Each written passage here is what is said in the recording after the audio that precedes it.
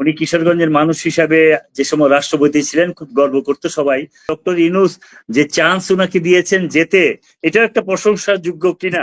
উনি হসপিটালে যাচ্ছেন আসতেছেন, সবাই তো চোখের সামনেই সবকিছু হচ্ছে। রাষ্ট্রপতি কোথায় আছেন, কিভাবে যাচ্ছেন, কিভাবে চিকিৎসা নিচ্ছেন, বাড়িতে আছেন, উনি তো ওপেনে ছিলেন।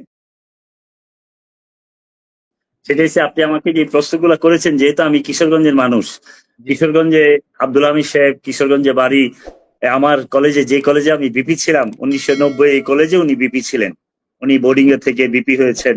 যাক, উনি কিশোরগঞ্জের মানুষ হিসাবে যে সময় রাষ্ট্রপতি ছিলেন খুব গর্ব করতো সবাই। এখন উনি দেশ ত্যাগ করেছেন, চলে গেছেন, এটা নিয়ে অনেক আলোচনা হচ্ছে। এই জায়গায় আমি শুধু বলি যে আসলে উনি দেশটা ত্যাগ করে নেন। উনি আসলে দেশটাকে যাওয়ার জন্য সুযোগ করে দিয়েছে আমরা সবাই, বিশেষ করে ডক্টর ইউনূস সাহেব। একটু আগে আমি আশরাফ, ওই যে আমাদের সহ আলোচক, উনি যেভাবে কথা বলতেছিলেন যে উনি কি এক পর্যায়ে যে প্রশংসা করে ফেলবেন কিনা, ডক্টর ইউনূস যে চান্স উনাকে দিয়েছেন যেতে, এটা একটা প্রশংসার যোগ্য কিনা, এই দিকে চলে যান কিনা, না শেষ দিক দিয়ে আবার উনি ব্যাক করেছেন। যাক, আমি যেটা বলতে চাচ্ছি যে আব্দুল হামিদ সাহেবের মতো লোক দেশ থেকে চলে যাবে, এই বিষয়টা তো একদিনে না। আমি কিশোরগঞ্জের মানুষ হিসাবে, উনি গত 10-12 দিন যাবত চিকিৎসা নিচ্ছেন। কিশোরগঞ্জের একটা গ্রুপ তার সাথে সাক্ষাৎ করেছে। ওনারা এসে বলেছে হামিদ ভাইয়ের অবস্থা খুব কাহিল, শরীরটা খারাপ, উনি থাইল্যান্ডে যাওয়ার কথা 10 দিন আগে, আরো 10 দিন পিছাচ্ছে। উনি হসপিটালে যাচ্ছেন আসতেছেন, সবাই তো চোখের সামনেই সবকিছু হচ্ছে। তাহলে কেউ কোনোদিন খবর রাখলো না উনি একটা মামলার আসামি? কোনোদিন খবর রাখলো না? ডক্টর ইউনূস সাহেব এত তড়িৎ কর্মা মানুষ, এবং সব কাজ উনি খুব তাড়াতাড়ি করেন, এই কাজটা উনি কেন করেন না? এই কাজটা না করার মধ্যে আমার কাছে মনে হয়েছে যে সংস্কারের কথা উনি বলছেন, প্রথম সংস্কার উনি করতে চাচ্ছেন যে হামিদ সাহেবের মতো লোক যারা আছেন, যারা গত 17 বছরে ফেসিস্টের দূষর ছিল, যাদেরকে দেখলে পরে ওয়াসিম মুগ্ধের রক্তের কথা মনে হয়, তাদেরকে দেশ থেকে পালানোর জন্য, দেশ থেকে চলে যাওয়ার জন্য রাস্তা করে দেওয়া, এটা মনে হয় ওনার প্রধান কাজ।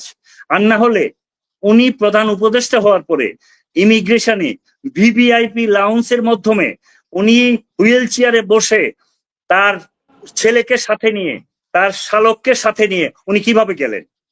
Number one. নাম্বার টু, ওনার আপন ছেলক যিনি কর্নেল জাহিদ সাহেব, উনি ডক্টর, এতদিন উনি জামাত করতেন আমরা জানতাম না। ওনার বাড়িও কিশোরগঞ্জ। জামাতে ইসলাম গত 1 মাস আগে তাকে নমিনেশন দিয়েছে, করিমগঞ্জ তাড়ালে উনি ইলেকশন করবেন। উনি যে জামাতের এত বড় নেতা চিন্তাই আমরা করি নাই। উনি নাকি আজকে দেখলাম, তাহলে আপনি বলতেছেন উনি এটাতে বাঁচার জন্য উনি রাষ্ট্রপতি শালক হয়ে ভালো ছিলেন। ঠিক আছে, এটি তো আপনি বলতে চাচ্ছেন। আমরা কিন্তু এই কাজটা করি নাই। আমরা ওপেনই বলেছি যতদিন পেরেছি। আজকেও যখন আমি কথা বলছি, আমার 10.5 বছরের সাজা আছে। আমার সাজার এই অবস্থায় আব্দুল হামিদ সাহেব রাষ্ট্রপতি ছিলেন। সুতরাং উনার আমলে আমি 122টার মতো মামলা খেয়েছি উনি যখন রাষ্ট্রপতি। সুতরাং আমরা যে কি সাফারিং এ ছিলাম সেই ব্যাখ্যাটা আমি দিব না। আমি শুধু দিব উনারা যেভাবে দেশ থেকে পালিয়ে চলে গেছেন, এটা তো প্রকাশ্য গেছেন। উনি যাওয়ার পরে এত আলোচনা কেন? যাওয়ার পরে আলোচনা করার আগে আপনি কেন বন্ধ করলেন না? এই যে স্বরাষ্ট্র উপদেষ্টা উনি বলছেন ফাইন্ড আউট করবেন, না হলে উনি পদত্যাগ করবেন। কতক্ষণ পেরিয়ে গেছে, উনি কি পদত্যাগ করেছেন? করেন নাই। এই যে কথাগুলো উনি বলেন, তাহলে যে সংস্কারের কথা বলে যে ক্ষেপণ করা হচ্ছে, এই সংস্কার হচ্ছে আওয়ামী লীগকে পুনর্বাসনের সংস্কার। এই সংস্কার হচ্ছে আওয়ামী লীগের যারা ফেসিস্ট ছিল। এই আব্দুল হামিদ সাহেব যখন রাষ্ট্রপতি ছিলেন 10 বছর, উনার আমলে কত খুনিকে উনি ছেড়ে দিয়েছেন, কত কষ্ট উনি দিয়েছেন। উনি তো রাষ্ট্রপতি হিসাবে একটা ভূমিকা নিতে পারতেন। আজকে উনি ভিআইপি লাউঞ্জে করে চলে যায় তার চিকিৎসার জন্য, অথচ বাংলাদেশের সবচেয়ে জনপ্রিয় মানুষ দেশনেত্রী বেগম খালেদা জিয়া, তার চিকিৎসার জন্য আমরা কতদিন আন্দোলন করেছি, সংগ্রাম করেছি। 6 বছর উনি কারাগারে ছিলেন, একদিনের জন্য তাকে বিদেশ যেতে দেয় নাই। সুতরাং আপনি তাকে দিলেন, মানেটা কি? তাহলে আপনি বলেন, আপনি ডক্টর ইউনূস সাহেব, আজকে যদি হাসিনা থাকতো, আপনি 6 তলায় উঠেছেন কতবার লিফট ছাড়া, ঘামতে ঘামতে আপনার মাথা ক্ষয়ে গেছে, ঘাম পড়েছে। আপনাকে শেখ হাসিনা বলেছিল পদ্মা সেতুতে ফেলে দিবে, কত কথা বলেছে। আজকে আপনি মুক্ত হয়ে ওয়াসিম মুগ্ধের রক্তের উপর দাঁড়িয়ে আপনি আব্দুল হামিদ সাহেবের মতো লোককে চিকিৎসা করার জন্য থাইল্যান্ডে যাওয়ার ব্যবস্থা করে দিলেন। ব্যবস্থা করলেন এই জন্য আমি বলবো যে আজকেও পেপারে এসেছে উনি সমস্ত সিস্টেম মেনটেন করে উনি গিয়েছেন।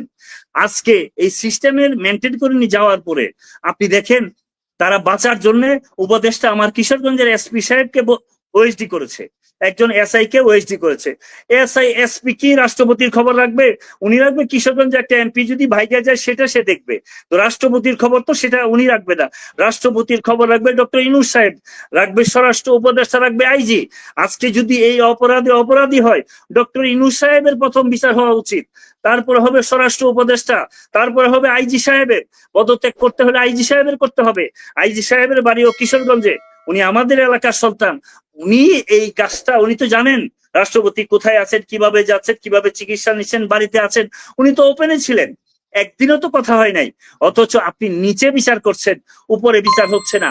আমি আজকের এই টকশোতে আপনার মাধ্যমে সমস্ত আলোচককে সামনে রেখে বলতে চাই যে এটা সংস্কারের নামে আওয়ামী লীগের সমস্ত নেতাদেরকে সেভ করার জন্য একটা কাহিনী শুরু করেছেন।